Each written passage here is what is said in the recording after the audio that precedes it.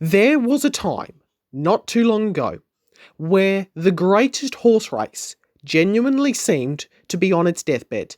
The potential for the course, for which the race was synonymously linked with since the 1830s, may well be seized for property developers. The only thing that would save it would be a hero with a backstory fit for a YouTube video. They got it. And it came from the unlikeliest of sources. Martin McHenry, looking to breed a sprinting 2-year-old at Rosanara Stud, chose to mate, mared with a local stallion called Quorum in the spring of 1964. An average-sized bay colt was foaled on May 13, 1965, at 6 p.m. McHenry expected to make a tidy profit when coming to sell him at Goff's September sales. But the best he managed came from Tim Maloney, who bid 400 guineas. The name of the horse came from the last 3 letters of the dam, R-E-D, and the last 3 letters of the sire, R-U-M, Red Rum. Fun fact and spoiler alert, in Red Rum's career, he had 5 trainers and was ridden by 24 different jockeys, including the legendary Lester Piggott.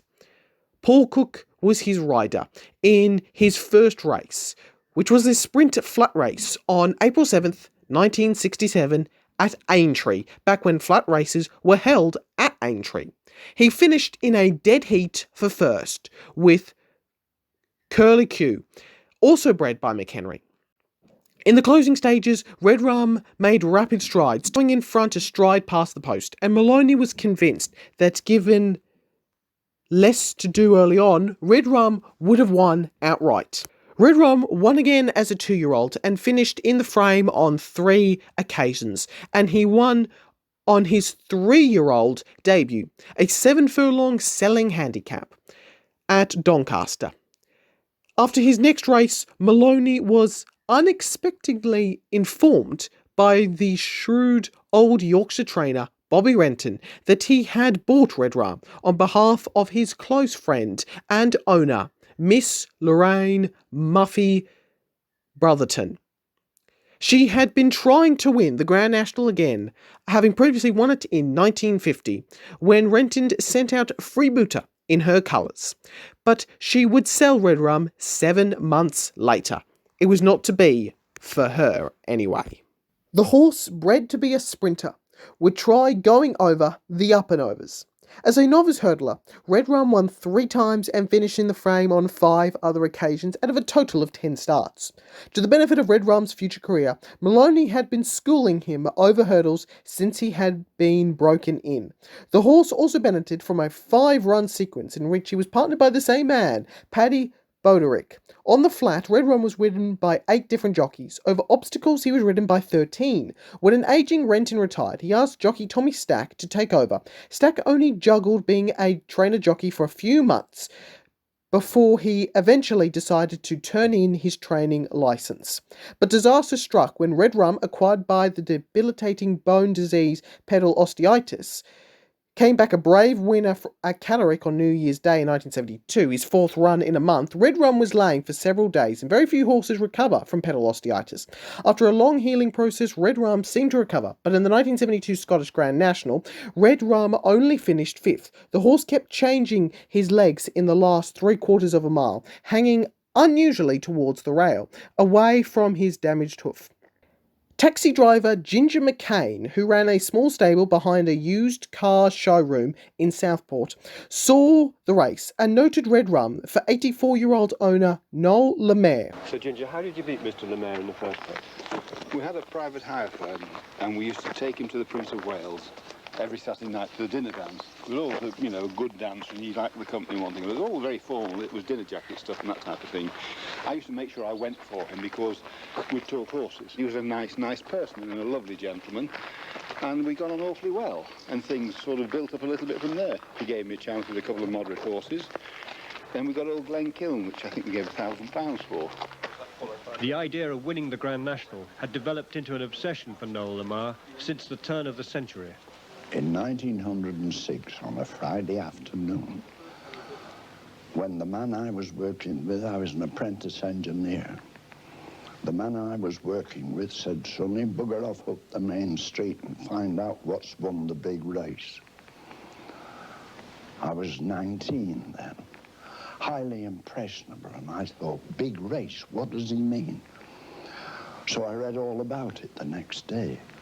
The gambling excitement, the longest race in the world, the hardest race in the world, strange, unusual finishes. And I said, my God, I'd like to win that race. McCain bought the horse for the purpose of running him in the Grand National, the UK's most well-known horse race, the greatest jumps race in the world, a race even non-racing fans will watch and will bet on, and is held at the Aintree Racecourse, the same track where Redrum's career began. That first race, by the way, was run on the day before the famous 1967 Grand National, where 100-to-1 outsider Foynaven, paying 444-to-1 on the tote, was the only horse to avoid a melee at the 23rd fence, on his way to an unlikely victory. The fence now carries his name.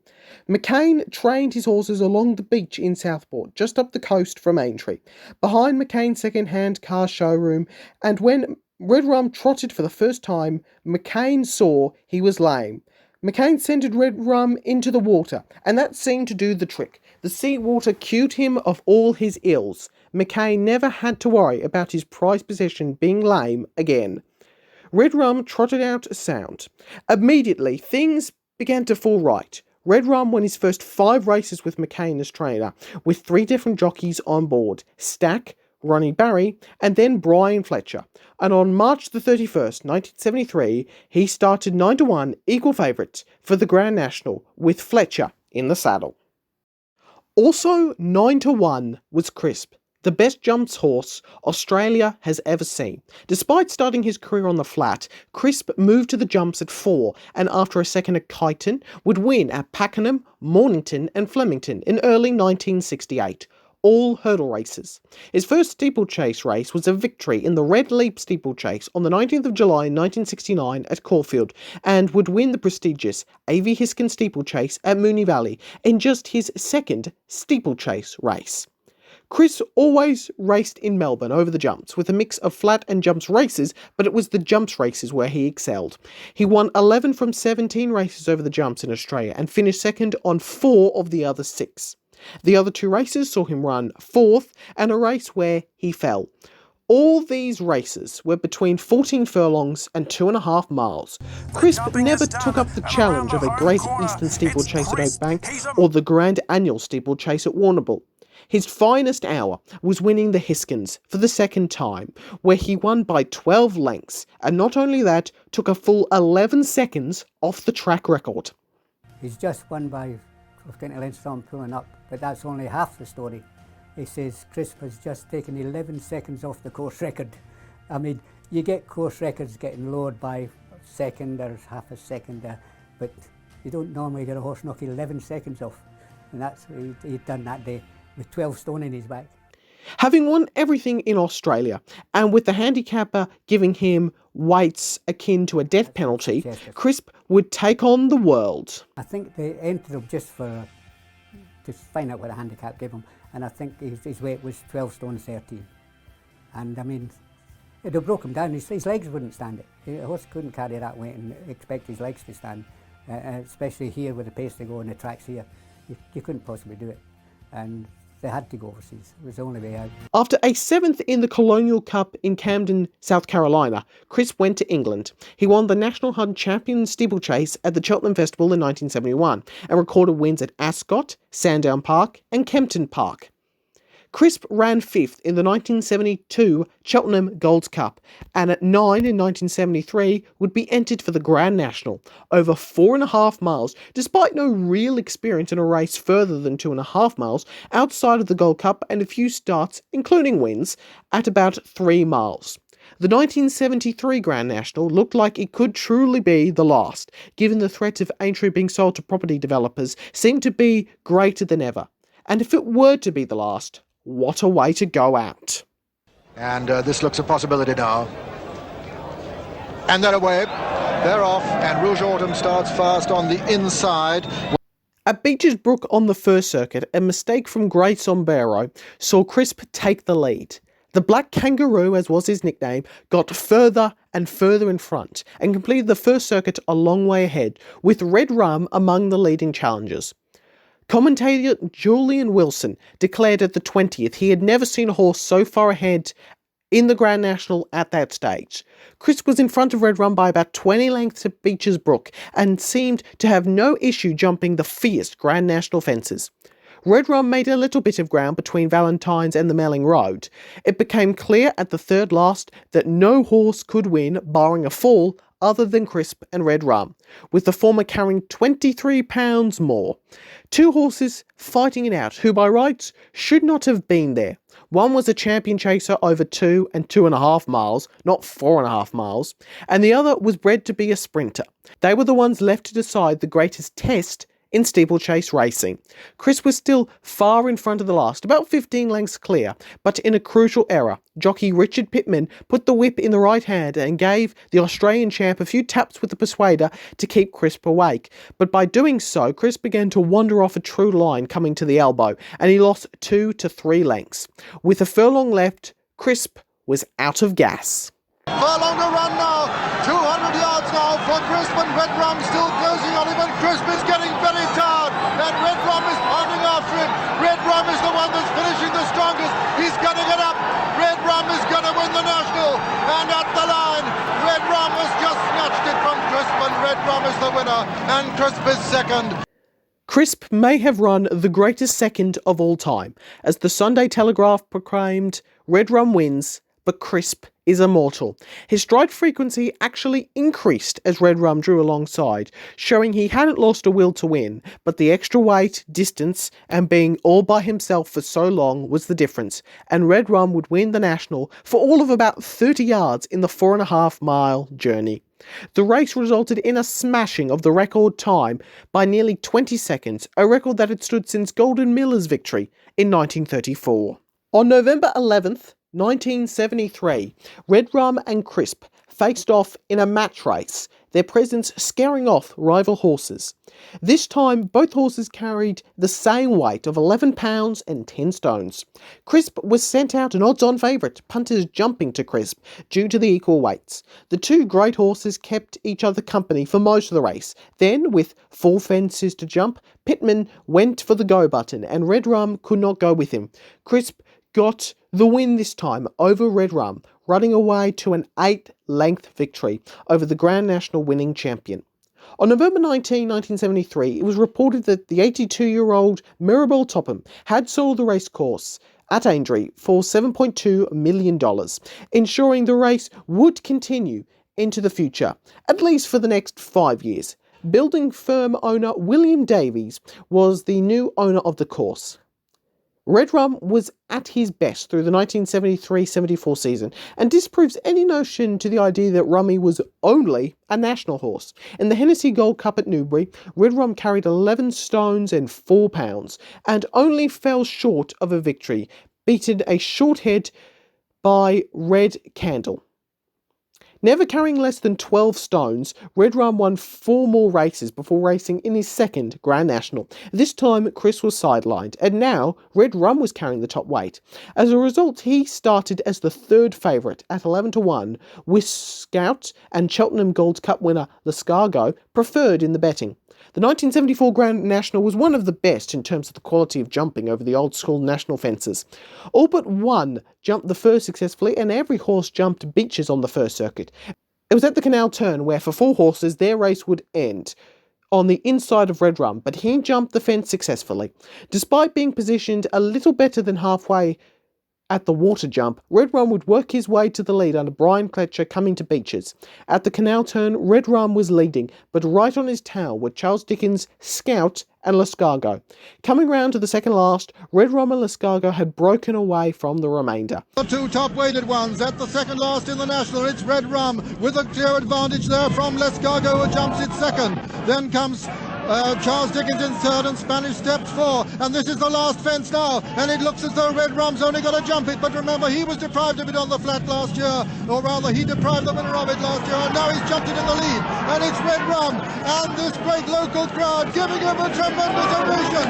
Red Rum from Lescargo. Tommy Carberry trying to close the gap, but he's not going to. They come to the elbow. A furlong to run. He's got a big weight, remember, 23 pounds more than last year, but he's going to hold him. It's Red Rum from Lescargo in second, Charles Dickens third, and Spanish Steps 4, and racing up towards the line. And Red Rum getting the ovation of his career. And the Crown Fetcher acknowledging the cheers of the crowd as he comes to the line, the winner of the National. Red Rum's feat of winning the famous handicap chase while carrying the top weight has yet to be repeated, at the time of recording anyway. Only 3 weeks later, Red Rum raced in the Scottish Grand National. Usually English Grand National winners have their season ended at that point, but Red Rum would go again and was sent off as the 11-8 favourite under 11 stones and 13 pounds. Who's going to lead here? It's Red Rum. Red Rum in the lead from Proud Tarquin on the far side. Can Harris. Quick Reply now running on into fourth place. Then comes Kildaggin. They have one to go. It's John Oaksey on the far side and Proud Tarquin. Red Rum on the near side. Brian Fletcher. That's the order. And it's Red Rum. What a horse this is. He's going to do it in 1 year. The English Grand National, the Scottish Grand National. And he's running up to the line. And it's Brian Fletcher and Red Rum once again. They win it. Red Rum had claimed the Scottish and English Grand National double in superb fashion.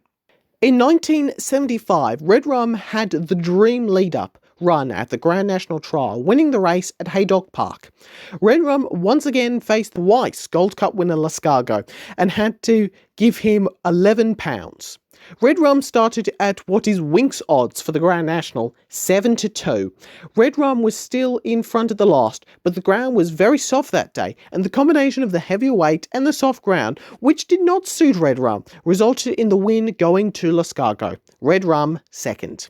And Tommy Carberry is going to become the first jockey in history to win the Gold Cup and the Irish National and the English National as Lescargo strides clear, 12 years old, to win the National for Raymond Guest. And here he comes to the line, Lescargo, the comfortable winner of the 1975 National, the little hero who won it last year and the year before.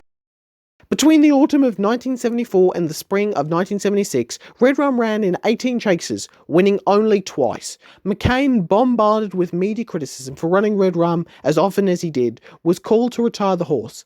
After McCain deemed Fletcher to have been easy on the horse in a 3-mile race at Newcastle, the jockey told McCain to retire Red Rum. The trainer and jockey would part ways soon after. But Red Rum proved he still had some stuff left in the tank, with a fine run in the Hennessy. In 1976, he took on another good horse, Rag Trade, in the National. The jockey in the saddle was Tommy Stack, the man who had for a brief period of time been the trainer for Red Rum. And having to carry the top weight for the third successive year, that proved to be too hard of a task on this occasion. And although he never gave up and closed in on Rag Trade in the last furlong, he finished second again. It's Rag Trade from Red Rum. Red Rum is fighting back, but he can't get to him. Rag Trade is striding to the line from Red Rum second. I catch a third. That's how they're going to finish in the National. Rag Trade is the winner. Red Rum is second. Third is I catch. The 1976-77 season began dismally for Red Rum. After an initial small win at Carlisle, Red Rum appeared totally lacklustre in his next 4 races, and even McCain began to think that he might have gone. A foul winter had waterlogged the Southport beaches, so they were of no use for training. But Red Rum finally showed something like his old self in his prep race for the General Whitley Chase at Haydock. Worries about the now 12-year-old gelding were dismissed in his last gallop before Aintree. He dazzled McCain and the assorted members of the media who had gathered to watch him as he prepared to run in his 5th National, having previously won the race twice and in the previous 2 editions run second. The time had come for the 1977 Grand National. The race run on April the 2nd was a historic one before it even began. Charlotte Brew became the first woman jockey to ride in the Grand National on Barney Fort.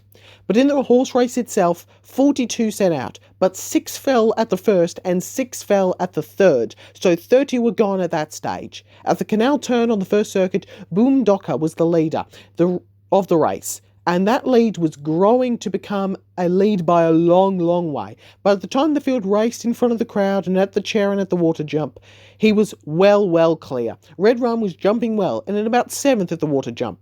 The crowd cheered loudly as Charlotte Brew, in a long last of all, jumped the water, as Boom Docker did this at the 17th fence. As going down out into the country, Boom Docker is a long way clear of Andy Pandy and Waterbuck, and Barney Ford still continuing, and over to John Hanmer. Docker refused when well clear at the 17th. Boom Docker refusing handed the lead to Andy Pandy, who was the only horse to start the race shorter in the betting. Red Rum started 9-1, Andy Pandy started the 15-2 favourite. Andy Pandy was about 10 lengths in front coming to Beecher's Brook. He had been jumping really well to this stage in the race. Red Rum was among 3 horses positioning for second, as the leaders came to Beecher's Brook for the second time. The leader comes to Beecher's Brook for the second time, and Andy Pandy is down. Andy Pandy down at Beecher's. Nerio is also down at Beecher's, and Brown Admiral's gone at Beecher's as well. But the rest of the field are over and coming to the 23rd fence. With Andy Pandy down, Tommy Stack positioned Red Rum to narrowly miss the fallen horse and grab the lead upon jumping the 23rd fence. Heading to the canal turn, Stack raced the loose horse on his inside in order for the loose horse not to take him out either of the race or compromise Red Rum's approach to the 24th fence. Red Rum, with loose horses around him, was clear, heading back to the Melling Road. Moving into second place was Churchtown Boy. The loose horses were still around Red Rum and Churchtown Boy as they made their way to the second last, and Red Rum jumped it well, and Churchtown Boy, well, he didn't. He hit it. With 1 fence to clear, Red Rum and Tommy Stack had a sizable lead coming to the 30th and last fence, and commentator Peter O'Sullivan would make the last 500 yards one of racing's most iconic finishes. And Red Rum with a tremendous chance of winning his 3rd national. He jumps it clear of Churchtown Boy. He's getting the most tremendous cheer from the crowd. They're winning him home now. The 12-year-old Red Rum being preceded only by loose horses, being chased by Churchtown Boy. Eyecatcher has moved into 3rd with the Bill Garlic 4th. They're coming to the elbow. There's a furlong now between Red Rum and his 3rd Grand National triumph. And he's coming up to the line to win it like a fresh horse in great style. His hats off and a tremendous reception. You've never heard one like it at Liverpool. Red Rum wins the National. Over 5 appearances in the race, Red Rum had won it 3 times, and he also had 2 seconds. He came back to the winner's circle a hero. Tommy Stack, 40 years on, recounted the win in an interview, explaining what made Red Rum so good over the national fences, and explaining what happened the night of the historic 3rd national triumph. Was he one of these horses who looked after himself, or did you have to take care of him as well? He was very careful at his fences. He'd know what to do. Yeah. He was very intelligent horse. He had a great head and everything else. And I'll never forget that night we won. We went back to the hotel in Southport. Right. And they brought the horse into the hotel, up the foyer, down into the ballroom. The place was mobbed. Right. And he stood there like for about an hour and everybody clapping him. Right. And it's amazing. Amazing. For the record, Barney Fort and Charlotte Brew kept going despite basically being in last since Beecher's Brook on the first circuit. But Barney's Fort's race ended when the horse refused to jump the 27th fence. As for the greatest Aintree horse of all time, his story is not done just yet. Right up to the morning of the 1978 Grand National, Red Rum was being prepared for Grand National number 6 in what was going to be his swan song. He had run well in the lead-up, amassing 2 seconds and a 4th in his 5 races, carrying big weights. But after pulling up after his national pre-trial workout on the day before the big race, Red Rum pulled up lame for basically the first time in 6 years. The problem proved to be a hairline fracture, and the concern was, should Red Rum run and injure himself, he may have to be put down. So the right thing was done, and Red Rum was retired. From racing, but not from the public spotlight. He proved his status as the people's champion post his racing career, meeting people from all walks of life. He thrived as the centre of attention, as shown at the 1977 Sports Personality of the Year Awards. Hearing the voice of Tommy Stack, who was speaking from his hospital bed with a broken pelvis, Redrum immediately pricked his ears, displaying the great intelligence and showmanship that got him up and over the national fences 150 times. The horse led the parade in many Grand Nationals, and a celebration was held for his 30th birthday in 1995. On Wednesday, October the 18th, 1995, this was the lead story. For a horse whose place in a nation's affection owed everything to a race which arguably owed almost as much to him, there could only be one last resting place, alongside the winning post at Aintree, home of the Grand National. Redrum was buried there quietly, without ceremony, this afternoon. The end had come amid the tranquil surroundings of his retirement home early this morning. His trainer had taken the decision to put him to sleep after discovering him in distress in his box. He confessed to having tears in his eyes. He had a charisma all of his own. He really did. And he loved people and people loved him. And, you know, all that was magic. At the grand age of 30, Redrum died and was buried by the Aintree winning post. Name a more fitting honour you could not. He had led the National out so many times, and forevermore Redrum would have the best seat in the house. After his quiet burial, an engraved stone would be placed listing his Grand National record. At Aintree's festival meeting, the Martel Redrum Chase was named in the great horse's honour. 21 wins from 76 starts over steeplechase obstacles was Redrum's record, and his overall jumps record, including hurdles, was 24 wins from 100 starts. Redrum only failed to finish a race on one occasion, and that was when he uncintered his rider. Redrum has a unique distinction as being a horse that, despite running in 100 jumps races, he never fell. As for the equally lovable Ginger McCain, there was still more history to be made in the great race. He had dreamed about winning for so long. In 2004, he won the National for a fourth time, equaling the record for a trainer, when the 12-year-old Amberley House came from a long way back to give Ginger his fourth win, 27 years on from Rummy's historic third triumph. Ginger not long after retired and handed the reins to his son Donald, and though Ginger died on the 19th of September 2011, he did live long enough to see the Donald McCain-trained Bala Briggs win the world's most famous steeplechase in April of 2011. Both Redrum and Ginger McCain have their own statues at Aintree. Redrum has a life-size bronze statue, and McCain is honoured with a bronze bust. But the best possible monument for them is served by the horse race itself. Every year when it comes around, the horses won't be the only ones jumping obstacles. The Grand National will leap every human-imposed obstacle, whether it be cultural, racial, language, social or economical. Because for about 10 minutes each year, millions will stop whatever it is they are doing in their life in order to watch a remarkable horse race, which has no opposition from the sporting world in terms of drama. Thanks to the heroics of Redrum ensuring that through the dark days of the 1970s, he was there in the race, being popular with the fans, something which would continue through his retirement days. Future generations would have their Grand Nationals too. Future generations would see the annual 30-jump, massive field, long-distance spectacle. There is quite simply nothing else on this God-given planet quite like the Grand National, and there will be no horse who ruled the Liverpool track quite like Redrum. When he won his third National, you can see his ears move as he comes to the winning post. He knew. He had just done something really, really special. It was that intelligent, that will to win, that ensured Redrum, for all that saw him run, absolutely loved him. He was known as a jumper, but having never fallen in 100 jumps races, he is best remembered less for what he did in the air, but for always landing on his feet. And why he forever has the throne, forever the king of Aintree. A tremendous reception. You've never heard one like it at Liverpool. Redrum wins the National.